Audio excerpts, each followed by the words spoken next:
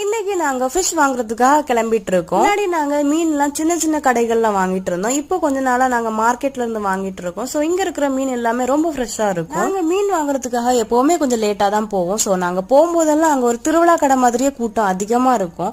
So இந்த வாட்டி கொஞ்சம் இயர்லியராவே போலாம்னு சொல்லிட்டு 6:30க்கே நாங்க கிளம்பிட்டோம். வந்து பார்த்தா இன்னைக்கும் கூட்டம் அதிகமா தான் இருந்துச்சு. இது ஒரு பெரிய ஃபிஷ் மார்க்கெட். இங்க நிறைய பேர் ஃபிஷ் வித்துட்டு இருப்பாங்க.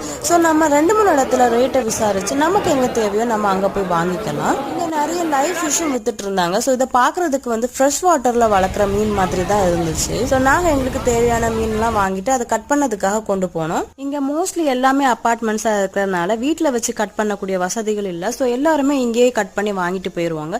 இங்கேயே அதுக்கான தனியா இடமும் உண்டு. நாங்களும் எப்பயுமே இங்க இருந்து கட் பண்ணி வாங்கிட்டு போயிருவோம் வீட்டுக்கு. நாங்க இன்னைக்கு என்னெல்லாம் மீன் வாங்கணும்னு பாக்கலாம். ஃபர்ஸ்ட் கனவா மீன், இங்க வந்து அதுக்கு கடம்பான்னு சொல்லுவாங்க. அப்புறம் இறால் மீன், இங்க வந்து அதுக்கு எறான்னு சொல்லுவாங்க.